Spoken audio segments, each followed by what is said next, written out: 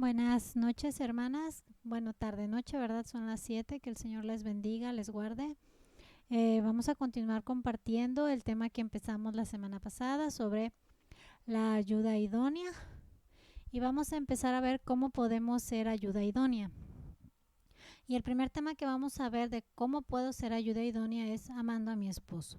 Vamos a empezar con una oración. Padre Altísimo, Dios misericordioso y santo, gracias, Padre, por tu gracia, por tu amor, por tu paciencia, Señor, por no dejarnos ni desampararnos. Te rogamos, por favor, Padre, que nos des de tu palabra, que nos instruyas, que nos enseñes y nos lleves, Señor, a poner en práctica cada cosa que nos vayas mostrando a través de tu palabra, Padre.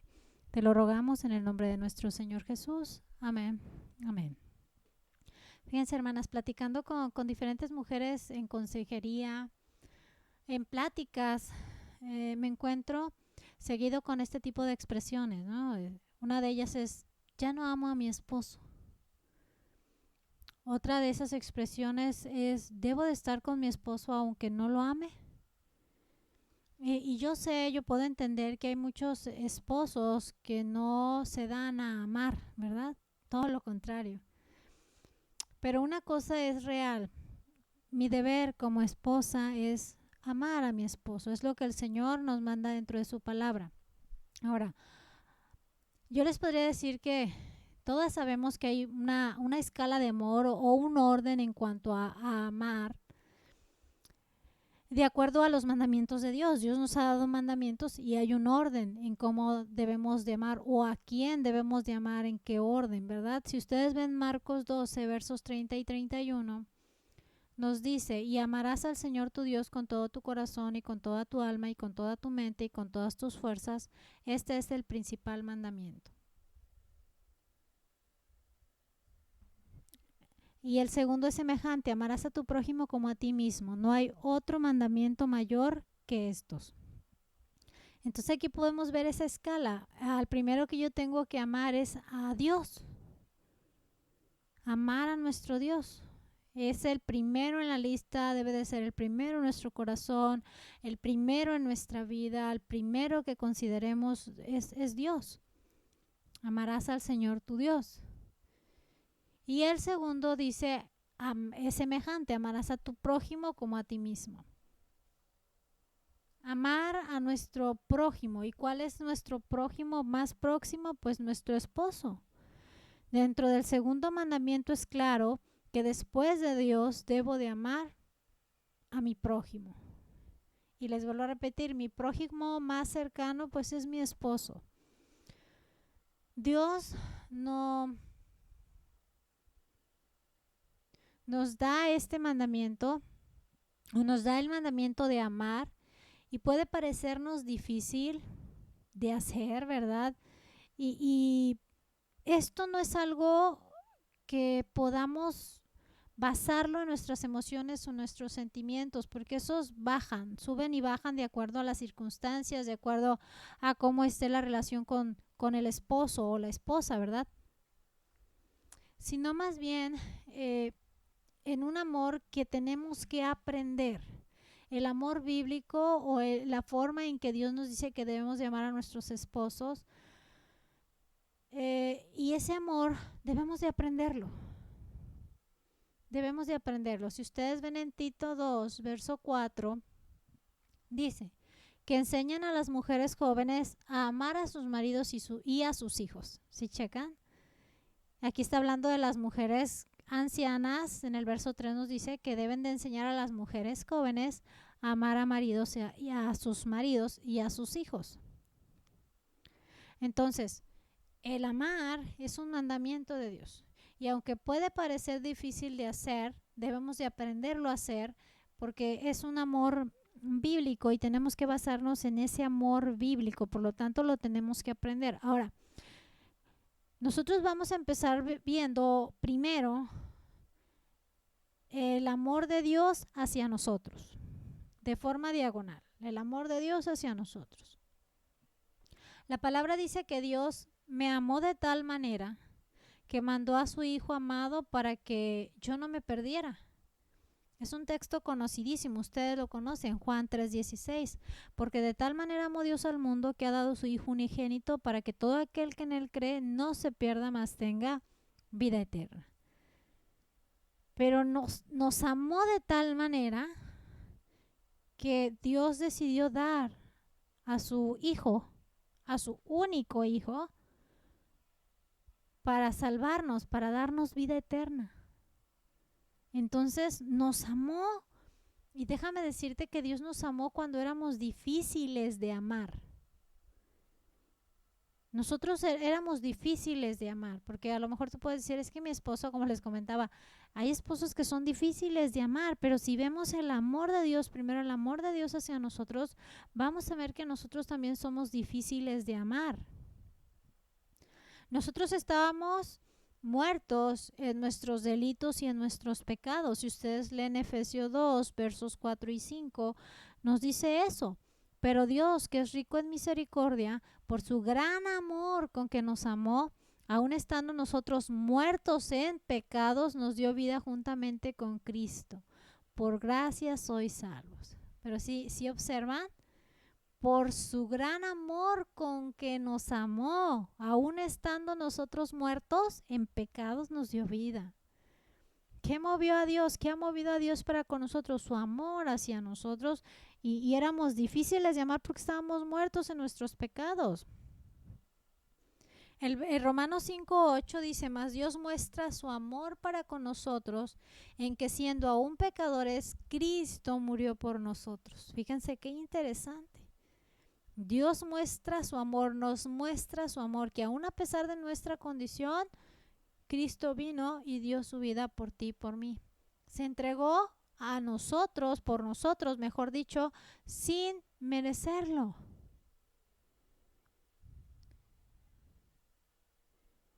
Si ustedes leen Gálatas 2:2, es muy interesante lo que dice. Dice, con Cristo estoy justamente crucificado y ya no vivo yo, mas vive Cristo en mí, y lo que ahora vivo en la carne, lo vivo en la fe del Hijo de Dios, el cual me amó y se entregó a sí mismo por mí. ¡Wow! ¡Qué amor de nuestro Dios hacia nosotros! Nos amó sin merecerlo, estando muertos en delitos y en pecados. Nos amó primero. En 1 de Juan 4, verso 10 es lo que dice. En esto consiste el amor, no en que nosotros hayamos amado a Dios, sino en que Él nos amó a nosotros y envió a su Hijo en propiciación por nuestros pecados. ¿Qué quiere decir esto? Que el amor de Dios hacia nosotros fue un amor, y es un amor incondicional. Y cuando digo que es incondicional me refiero a que es absoluto y que no admite ninguna limitación ni ninguna condición. Simplemente nos ama. Nos ama. Entonces, no, hermanos, el amor de Dios hacia nosotros es tan grande, tan puro, tan difícil de comprender en esta mente humana. Dios simplemente nos amó. ¿Por qué? Porque Él es amor. Él nos amó primero y envió a nuestro Señor Jesús para ello, ¿verdad? Porque nos amó. Entonces es un amor incondicional, es absoluto y no está admitiendo limitación alguna. En el Nuevo Testamento, para la palabra amor se utilizan dos palabras, para amar y amor. Las palabras son agape y agapao. Estas palabras nos expresan la naturaleza misma de Dios. Primera de Juan 4:8 dice que el que no ama no ha conocido a Dios, porque Dios es amor. Si observan, Dios es amor. Ahora bien, fíjense bien, el amor solo puede conocerse a base de las acciones que provoca. El decirle a alguien que lo amas sin que haya una demostración en acciones, que sea algo palpable, no es amor. El amor es algo que produce una acción, que produce una reacción, que provoca acciones en nosotros. Y ustedes pueden ver eso en el amor de Dios. El amor de Dios, que Dios es amor, Dios mismo es amor, nos dio a su Hijo. Ese amor que Dios tiene hacia nosotros lo llevó a darnos a su Hijo. Entonces es muy interesante. El amor solo puede conocerse a base de las acciones que provoca. Entonces alguien puede decir, te amo, pero si no hay una acción que es provocada por ese amor, quiere decir que no estamos hablando de un amor real, ¿verdad? El amor de Dios se ve y se deja ver todavía hoy en día en que nos dio a su Hijo. Ahora, este amor no se trata de un amor basado en la complacencia ni en afecto. Esto no fue causado por ninguna excelencia que haya habido en nosotros. Se trató de un ejercicio de su divina voluntad, en una elección deliberada de amarnos, de darnos a nuestro Señor Jesús como una acción, ¿verdad?, basada en ese amor. No quiere decir que estaba complacido con nosotros o que solamente tenía un afecto emocional Dios hacia nosotros, no. Es algo que nuestro Padre en su voluntad divina y en su soberanía decidió hacer de manera deliberada. Nos amó sin otra causa más que aquella que proviene de la naturaleza del mismo Dios. Dios es amor. Si ustedes ven Deuteronomio 7, ya lo deben de haber leído. Deuteronomio 7 y 8 dice: no por ser ustedes más que todos los pueblos os ha querido Jehová y os ha escogido, pues ustedes eran el más insignificante de todos los pueblos, sino por cuanto Jehová os amó y quiso guardar el juramento que juró a vuestros padres, os ha sacado Jehová con mano poderosa y os ha rescatado de servidumbre de la mano de Faraón y de Egipto. ¿Se observan? Nada había en nosotros que complaciera a Dios o que atrajera a Dios. Simplemente Jehová nos amó. Entonces el amor cristiano no es un impulso que provenga de los sentimientos. No siempre va a concordar con la generalidad o con la inclinación de los sentimientos. El amor cristiano no se da solo a aquellos con los que descubres que tienes cierta afinidad o a aquellos que te aman, ¿no? Por eso mi Señor Jesucristo en Mateo 5:46 nos dice: porque si amas a los que os aman, ¿qué recompensa tendréis? ¿No hacen también lo mismo los publicanos? ¿Sí observan? Entonces el amor cristiano no es un impulso que provenga de los sentimientos, no siempre va a concordar con la inclinación de nuestros sentimientos. El amor cristiano no solo se da a aquellos con los que tienes afinidad o con los que te llevas bien o con los que amas.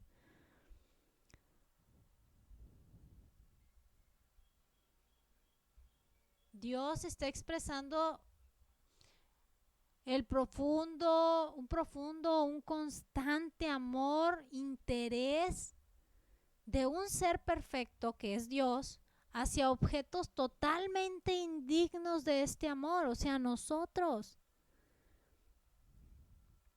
Esto, ¿qué debería de producir en nosotros, hermanos? Si Dios nos está profesando un amor constante, un amor profundo, nos está expresando, mejor dicho, un amor profundo, un amor constante, un interés de Él que es perfecto y es Dios hacia nosotros que somos indignos de ese amor. Y al ver ese amor de Dios hacia nosotros, pues debería de producir un amor reverente hacia Dios mismo que nos está dando ese amor que es difícil de comprender por qué nos ama de esa manera. Y también no solamente debería de producir un amor reverente hacia Dios, también debería de producir un amor práctico hacia los demás, en este caso, hacia tu esposo. Tito 2:4, como ya lo vimos, nos dice que las mujeres ancianas deben de enseñar a las mujeres jóvenes a amar a sus maridos y a sus hijos. Enseñar o enseñe viene de la palabra sofronizo.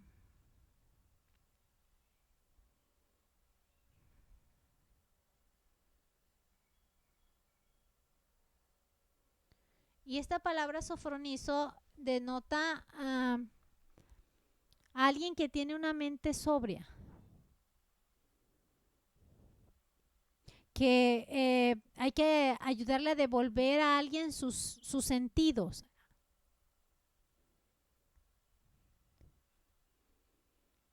Entonces, el tener una mente sobria y enseñarle a alguien que vuelva en sí, que piense, que reflexione. No hay otra manera, no hay otra forma de lograrlo sino a través de una buena instrucción bíblica, que es lo que estamos tratando de hacer. Entonces sí se necesita una buena instrucción bíblica, necesitamos ser enseñadas.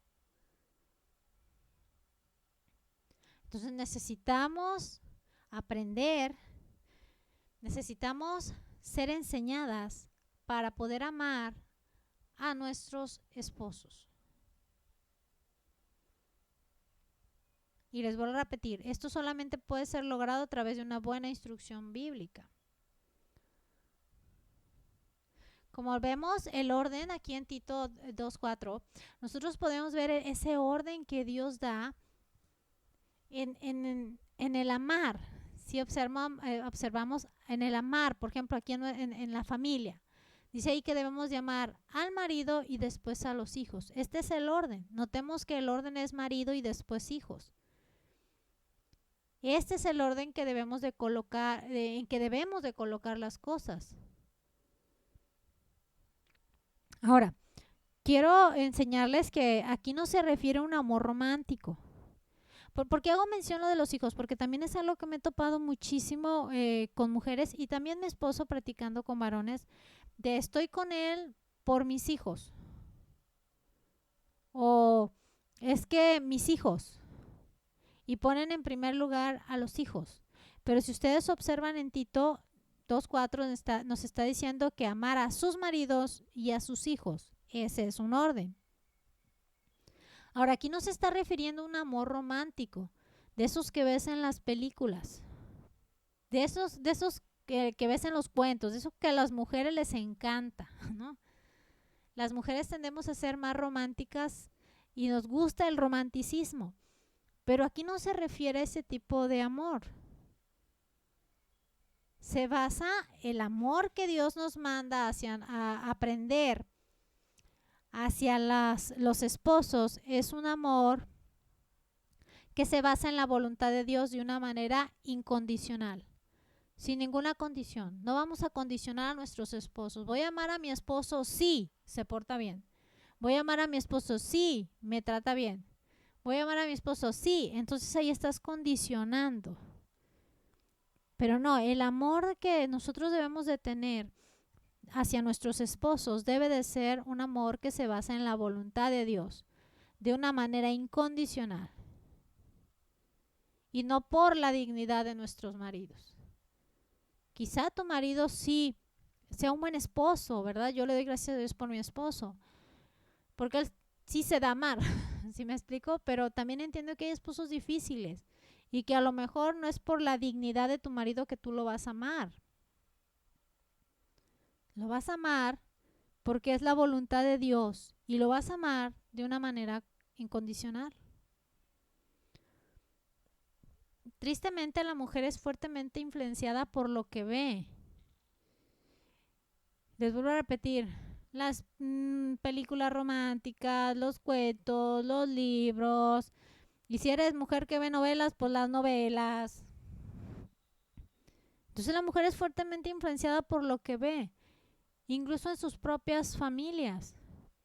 Entonces de repente, una vez una mujer me dice, no, pues mi expectativa era, y me dijo un actor famoso, pero mi realidad es mi esposo. Y no sabía yo si reírme o tratar de mantener la seriedad, porque me lo dijo así con una decepción de que mi expectativa era este tipo de hombre, pero pues nomás me alcanzó con la realidad y es el marido que tengo. O sea, la mujer es influenciada por lo que ve, y como en su casa no tiene a su príncipe azul, o el que creía que era su príncipe azul se le convirtió en sapo o resultó pitufo, pues se siente infeliz, termina frustrada porque confunde los términos. Nosotros debemos de amar a nuestros esposos. Ese debe de ser nuestra prioridad, entendiendo que el primero en la lista es Dios. ¿Estamos de acuerdo? Y que Él es quien nos ha puesto el ejemplo de amar de manera, amar de manera ilimitada y sin condiciones, como lo vimos al principio, que Dios nos ama de esa manera. Entonces Tito nos dice que debemos de ser enseñadas, o sea, tenemos que aprender a amar a nuestros maridos.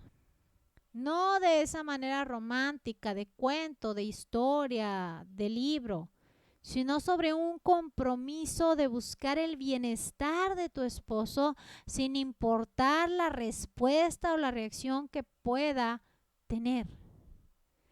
Porque muchas veces la mujer quiere, se esfuerza, pero no recibe una reacción positiva, una respuesta positiva, y se desanima y ya no quiere seguir, y para eso hago todo esto, sin, ni las gracias dan, ni atención me ponen. No. Estamos hablando de que nuestro amor debe de ser un amor de compromiso, un compromiso de buscar el bienestar de nuestro esposo, de tu esposo, sin que estés esperando la respuesta o la reacción que él pueda tener. Tú vas a preparar la comida todos los días, desayuno, comida y cena, aunque no te dé las gracias, que debería darte las gracias, pero si no te las da, no vas a estar enojada haciendo o cumpliendo con ese aspecto de tu vida que es parte de mostrar el amor al esposo, porque no te da las gracias. O sea, tú vas a hacer las cosas sin esperar una respuesta de él, sin tener ninguna expectativa, simplemente porque Dios te dice que lo ames.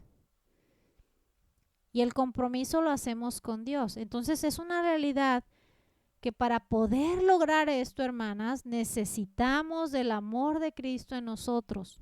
Necesitamos del Espíritu Santo produciendo ese fruto en nosotros.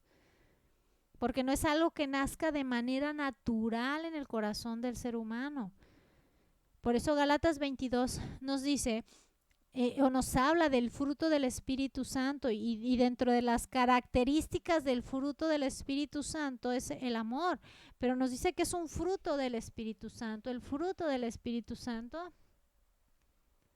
Entonces el Espíritu Santo en aquellos quien mora produce ese fruto que contiene esas 9 características: amor, gozo, paz, paciencia, benignidad, bondad, fe, mansedumbre, templanza. Y en 1 Corintios 13 nos da una explicación de una manera más amplia a lo que es el amor, entendiendo que no nace de nosotros, nace de Dios. Es un fruto del Espíritu Santo. 1 Corintios 13 nos da una explicación de una manera más amplia a lo que es el amor. En 1 Corintios 13, si ustedes leen del 4 al 8, dice: el amor es sufrido, es benigno, el amor no tiene envidia, el amor no es jactancioso, no se envanece, no hace nada indebido, no busca lo suyo, no se irrita, no guarda rencor, no se goza de la injusticia, mas se goza de la verdad. Todo lo sufre, todo lo cree, todo lo espera, todo lo soporta. El amor nunca deja de ser, pero las profecías se acabarán, cesarán las lenguas y la ciencia acabará. Pero el amor nunca deja de ser, si observan. El amor verdadero busca el bien de otros sin considerar sus méritos o falta de ellos, ¿verdad? Lo amas por sus méritos o porque no lo amas porque no los tiene. Aquí nos está dando 15 características que nos ayudarán a evaluar. Fíjense bien, a evaluarnos nosotras, hermanas, ¿eh? No vamos a ver a otros lados. No es si mi esposo me ama o no, no. Estamos hablando de si nosotros amamos a nuestros esposos.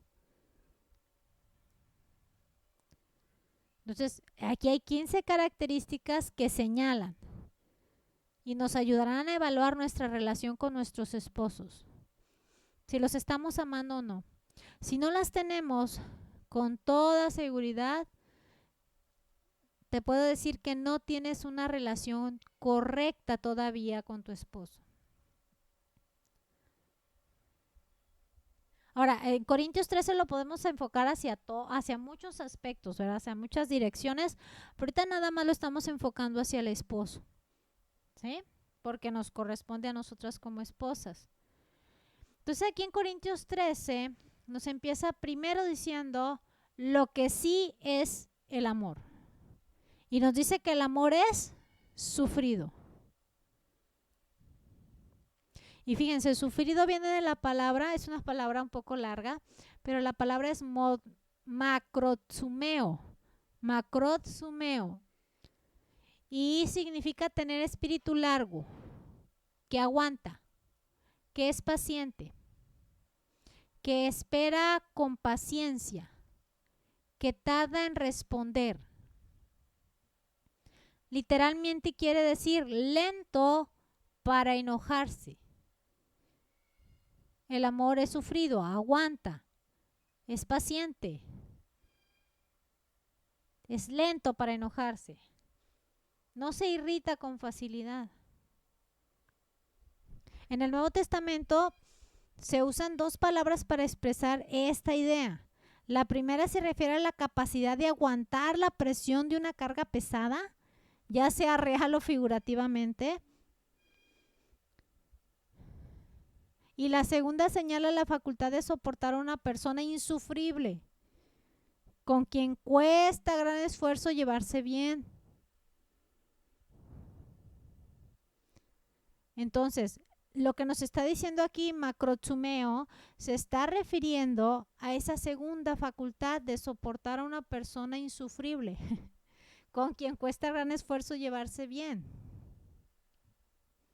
Y el amor, hermanas, porque estamos hablando, ¿verdad? A lo mejor hay aquí algún hermano escuchando, pero me dirijo a ustedes, hermanas, el amor, nos capacita para sobrellevar a otros. Nos capacita para llevar a otros, para aguantar, para ser pacientes, para no enojarnos. Aun cuando aquella persona realmente es complicada, es pesada o es difícil de soportar. Entonces, yo te pregunto, ¿amas a tu esposo de esta manera?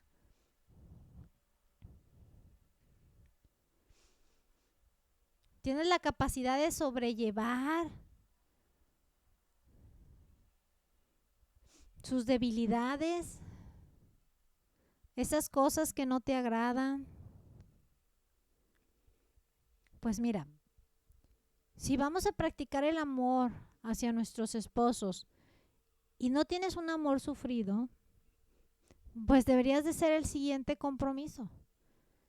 Soportar con paciencia la peor conducta de tu esposo, sin venganza y a pesar de las circunstancias.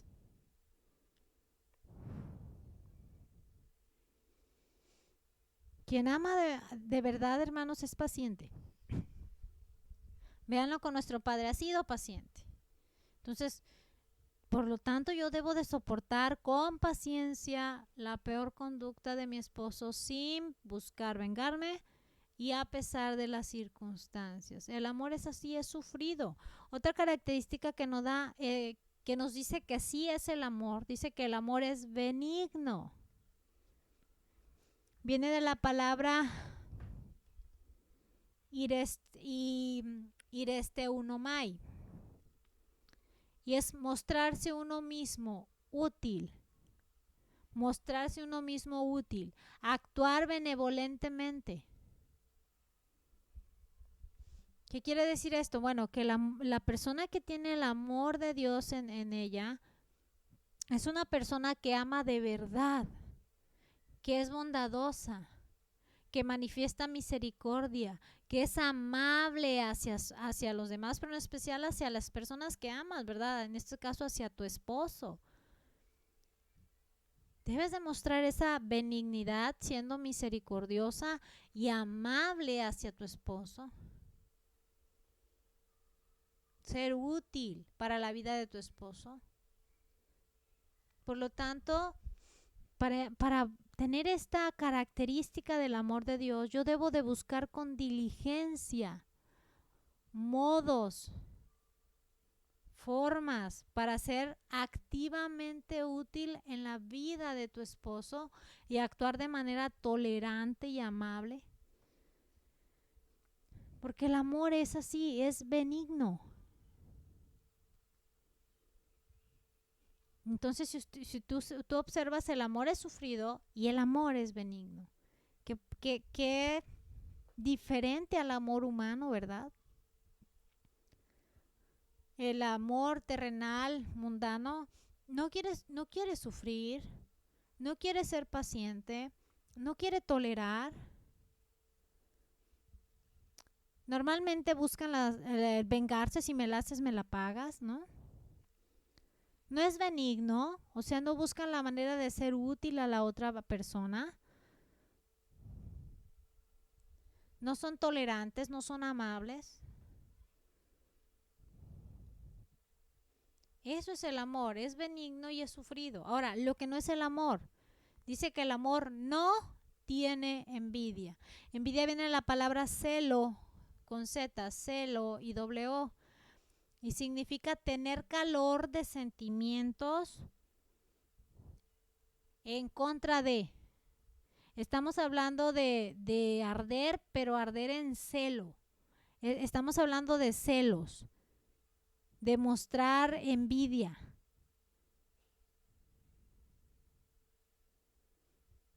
Entonces es muy interesante ver aquí cómo la persona que ama no tiene envidia de lo bien que le pueda ir a su esposo. No, todo lo contrario, se goza de que al esposo le vaya bien. Porque si le va bien al esposo, le va bien a toda la familia, ¿verdad? Entonces la persona que ama no tiene envidia de lo bien que le puede ir a su esposo. Y yo he visto mujeres que están en competencia continua con el esposo y que buscan el humillarle y que buscan el hacer sentir mal al esposo. Porque hay ese celo en ellas. Hay esa envidia que despierta el que su esposo sobresalga o haga algo que ella no puede hacer. Eclesiastés 4:4 nos dice que todo trabajo y toda excelencia de obras despierta la envidia del hombre contra su prójimo. Ahora, también el amor no tiene envidia, también está hablando de celos, pero aquí habla de desconfianza, de sospechas, ¿no? El amor no tiene sospechas, no desconfía de quien ama. Por eso Proverbios 31:11, hace poquito lo vimos en enseñanza que mi esposo nos daba, donde nos dice que el corazón del marido en Proverbios 31:11 estaba confiado en su esposa.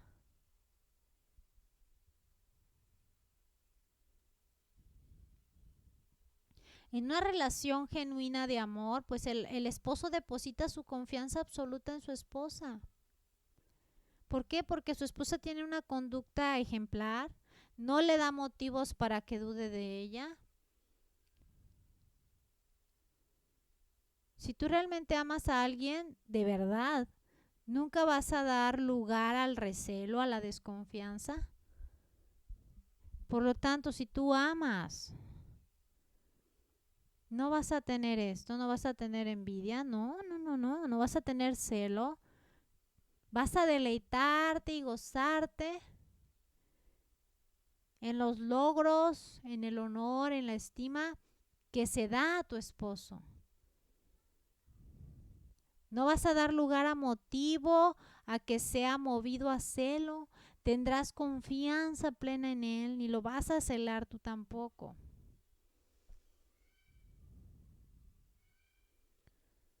Eso es muy importante, porque estas características nos ayudan a buscar ese amor bíblico que necesitamos dar o aprender a dar a nuestros esposos. Entonces el amor no tiene envidia. Otra característica dice que el amor no es jactancioso.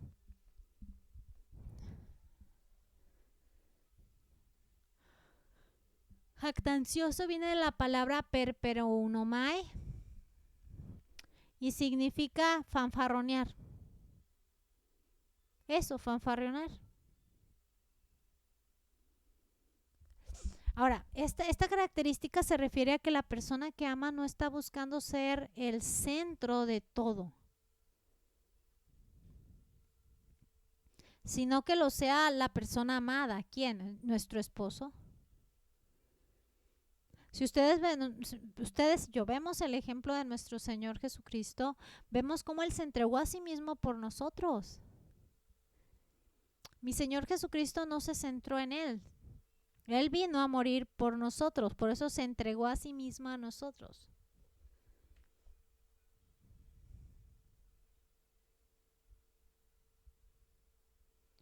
Y es muy importante que entendamos que así como mis necesidades son importantes, las necesidades de mi esposo son igualmente importantes.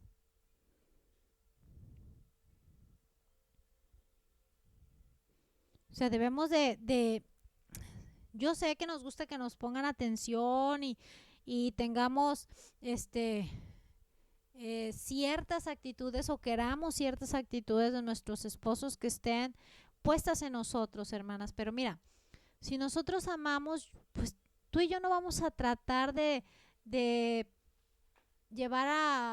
traer toda la atención de nuestros esposos hacia nuestras personas,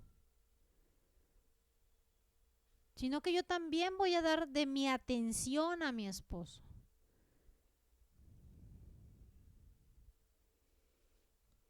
No voy a estar ahí fanfarroneando entre dientes, quejándome entre dientes. Es que no me amas, no me pones atención, no te acordaste de nuestro aniversario y fuiste de viaje y no me trajiste nada y puras de esas. No, hermanas.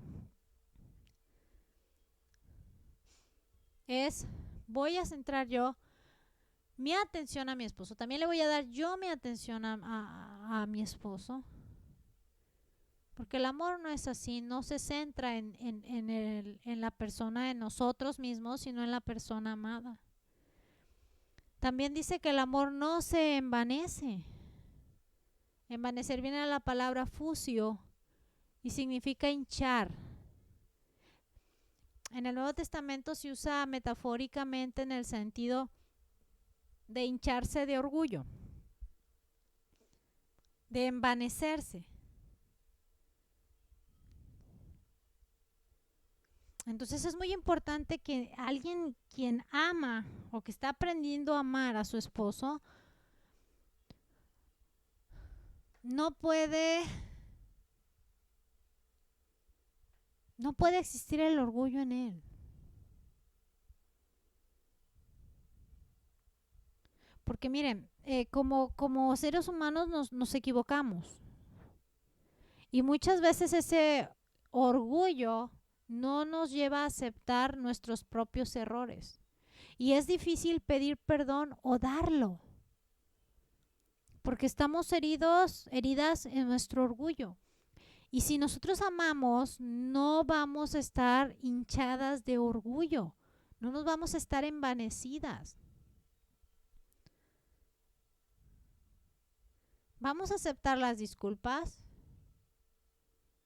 Vamos a aceptar nuestros errores y pedir perdón si es necesario, de disculparnos con nuestros esposos si es necesario. Entonces debemos estar dispuestos a hacer a un lado nuestro orgullo y reconocer nuestros errores, porque eso es parte de amar, no envanecernos. Otra cosa que no es el amor no hace nada indebido. La palabra es asgemoneo, indebido, no hace nada indebido. O sea que no hace nada impropio, nada indebido. Así que debemos de tener cuidado de no involucrar o proponer algo también a nuestro esposo que sea deshonesto, que sea inapropiado, que sea ilegal.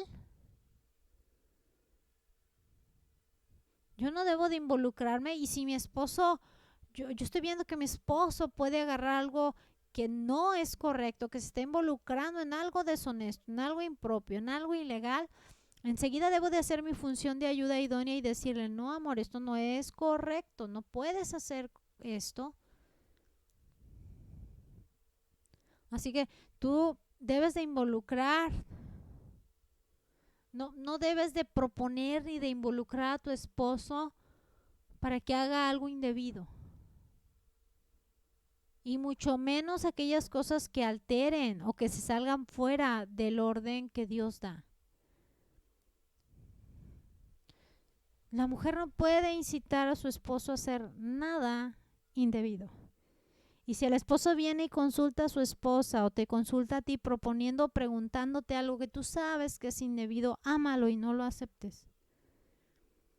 Otra historia habría sido de Ananías y Zafira si no se hubieran puesto los dos de acuerdo para tratar de engañar al Espíritu Santo. Y los dos murieron. Entonces tenemos que ser sabias, hermanas.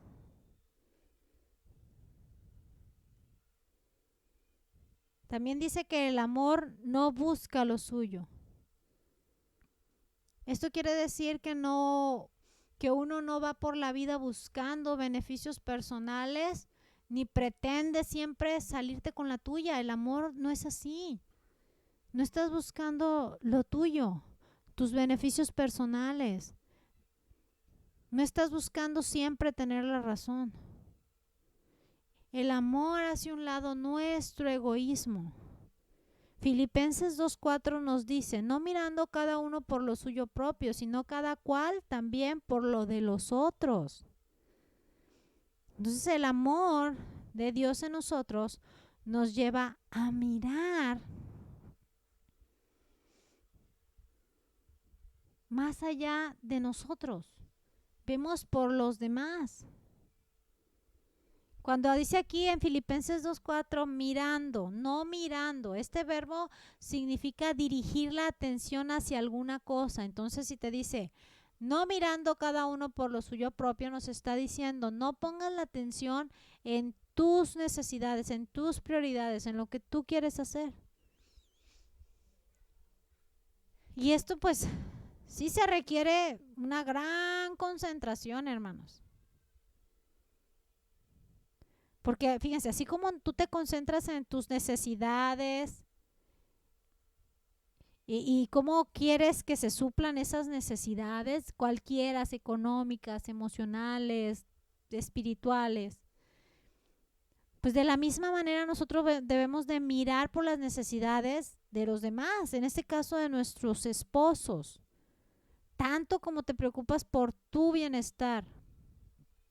Suplir las necesidades como esposa o más bien suplir las necesidades de tu esposo. Y es algo que debemos de entender, porque mira, cuando nosotros buscamos el bienestar de nuestros esposos, estoy automáticamente ayudando a que mi familia esté mejor. Estoy siendo sabia. Estás siendo sabia.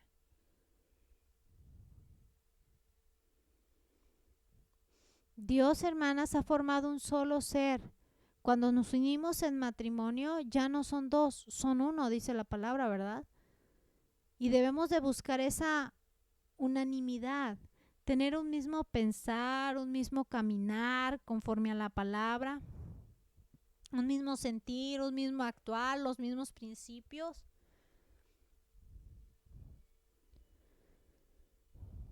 Imagínense si funcionara así como el Señor nos dice que debe de funcionar el amor, que viene de Él, que es bíblico. Imagínate tu mujer supliendo las necesidades de tu esposo y tu esposo ocupado en suplir tus necesidades.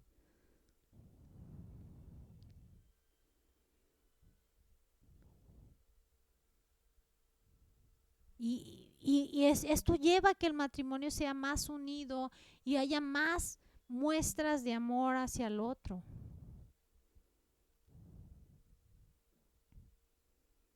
Aquí no estaríamos buscando lo nuestro, sino buscando lo del otro. Y déjame decirte que si hay algo que afecta el matrimonio, es el egoísmo. Es el egoísmo, el pensar en mis necesidades y querer suplir mis necesidades y buscar lo mío. Eso de no toques las cosas, dame mi espacio, todo ese tipo de cosas, de buscar lo mío, es una muestra de egoísmo.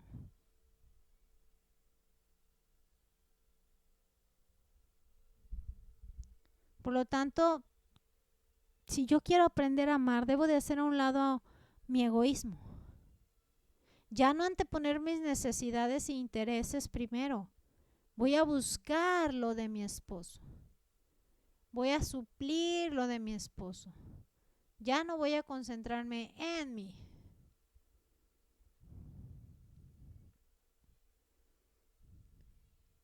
También nos dice que el amor no se irrita. Esto no quiere decir que jamás se enoja o que jamás te enojes o que jamás te sientas ofendida. Nos está diciendo más bien que donde existe el amor verdadero no es fácil que haya un enfado. ¿Por qué? Porque ya vimos que el amor es paciente, ¿se acuerdan? Hace unos momentos. Entonces el amor no va a dar lugar a la impaciencia. Sí, acuérdense, el amor es sufrido, es paciente, aguanta. Entonces, no se irrita quiere decir que es lento para enojarse, que no se irrita con facilidad. Y la mujer tiene o tiende en un momento de enojo a actuar sin pensar. En sí, en general, el ser humano es así. En un momento de enojo actúa sin pensar.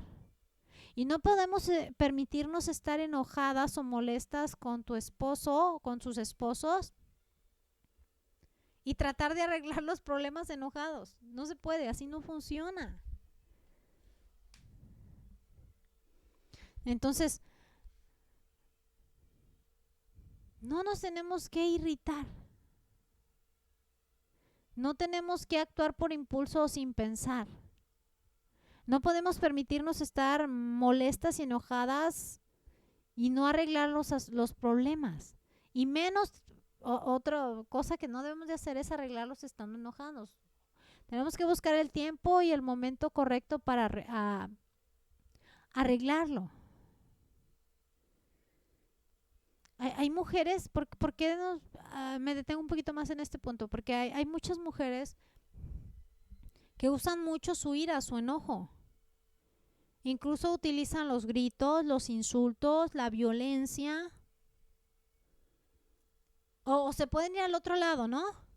Donde muestran su ira y su enojo aplicando, por ejemplo, la ley del hielo. Y luego llega el esposo, ¿y qué tienes? Nada. Oye, pero te veo rara, pues tú has de saber. Y el marido está así como que, ¿de qué me habla? Pues no soy adivino, ¿no? Pero la mujer se aplica, porque está enojada, la ley del hielo. Y nosotros no debemos permitir que la ira y el enojo nos lleve a pecar, hermanas. Las palabras nos dice airaos, pero no pequéis. No se ponga el sol sobre vuestro enojo, no des lugar al diablo. Eso dice Efesios 4, 26 y 27. Tienes que tratar de manera inmediata el enojo, no dejar que se acumulen los enojos. No niegues el enojo cuando estás enojada. Es mejor tratarlo delante de Dios en oración y perdón. Y decirle, sabes que si estoy enojada, estoy molesta y es por esto, pero déjame entrar en oración con el Señor y ya platicamos, para no platicar enojados. Entonces, si yo estoy aprendiendo a amar, no puedo emplear la ira para solucionar los problemas con el esposo. No te debes de enojar por cualquier cosa. ¿Por qué? Porque si tú no haces esto, lo que vas a hacer es ir guardando en tu corazón rencor. Y el siguiente punto es que el amor no guarda rencor. Este no guarda rencor se refiere a que no permite que un mal se acerque, ni que pase el tiempo meditando en las ofensas recibidas. No hace una lista larga de agravios y los guarda así celosamente en su corazón. El amor busca disculpar, perdonar, echar atrás lo olvidado y ya dejarlo ahí.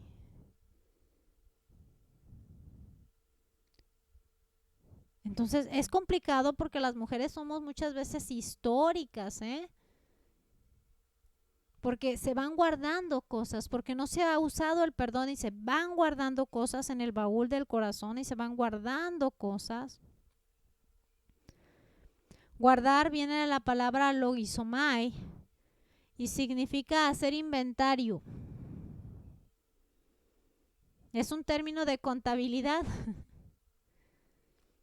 Entonces hay mujeres que tienen un montón de cosas guardadas y tienen su inventario de hechos, de palabras que te ofendieron e incluso algunas ofensas que provocaron en ti algún rencor y los guardas y se guardan con mucha estima en el baúl del corazón y lo estás ahí guardando para esperar sacarlo.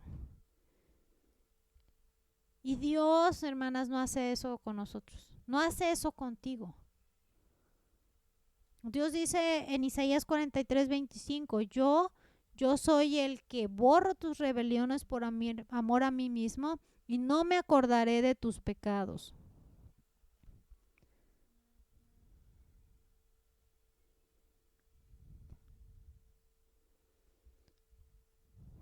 Wow, ¿verdad?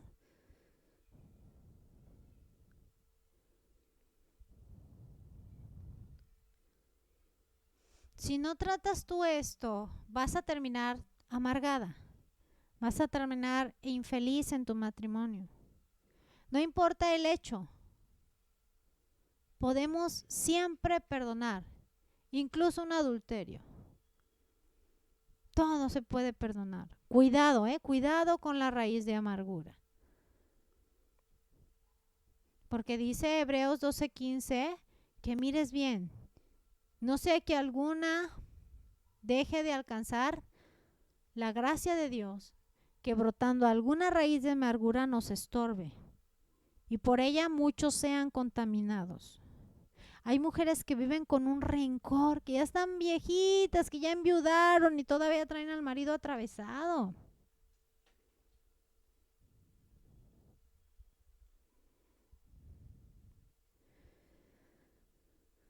Así que debo de guardar mi corazón. Si guardo rencor, en mí brotará esa raíz de amargura y que como tal dará fruto amargo y amargará a otros. Aquí es donde vemos a muchas madres hablando mal de sus esposos con sus hijos. Y sueltan toda esa amargura en quien se deje. En los hijos, en los suegros, en los padres, en la señora de la esquina, en la vecina.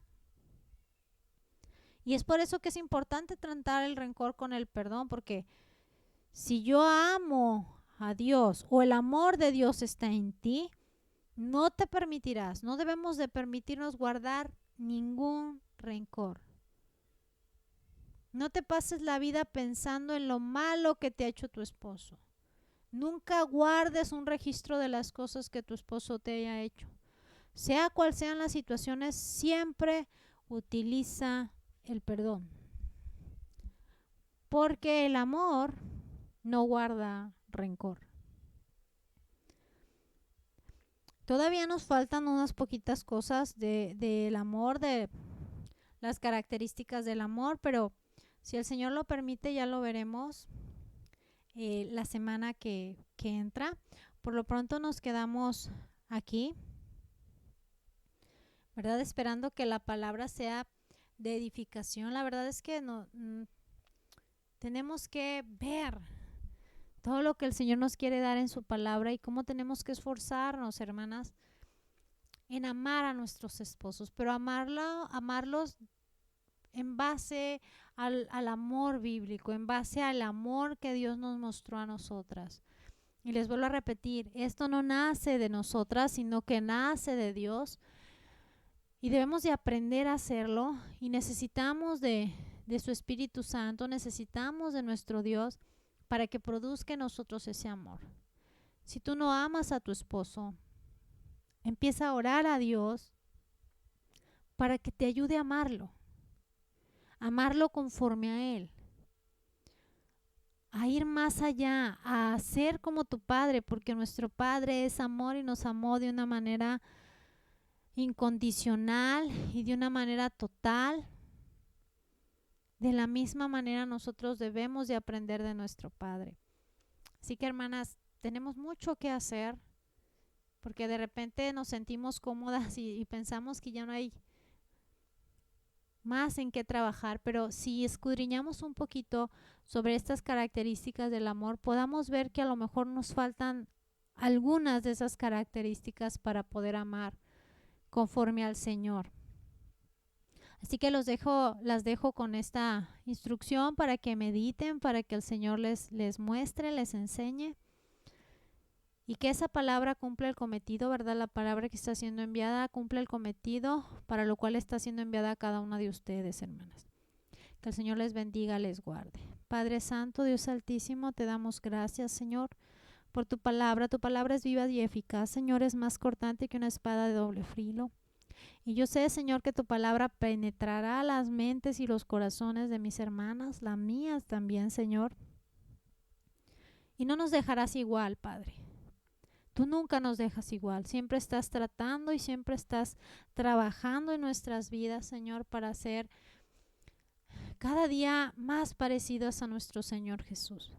Por favor, ayúdanos, Señor, a poder ser esa mujer que tú quieres que seamos, Señor, y que sabemos que es lo más agradable que podamos aspirar, Señor, que es lo correcto, que es lo bueno para nosotras, Padre.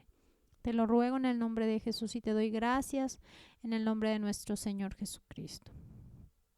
Que el Señor les guarde, hermanas, y si Él lo permite, nos escuchamos el próximo jueves. Que tengan buena noche. Bendiciones.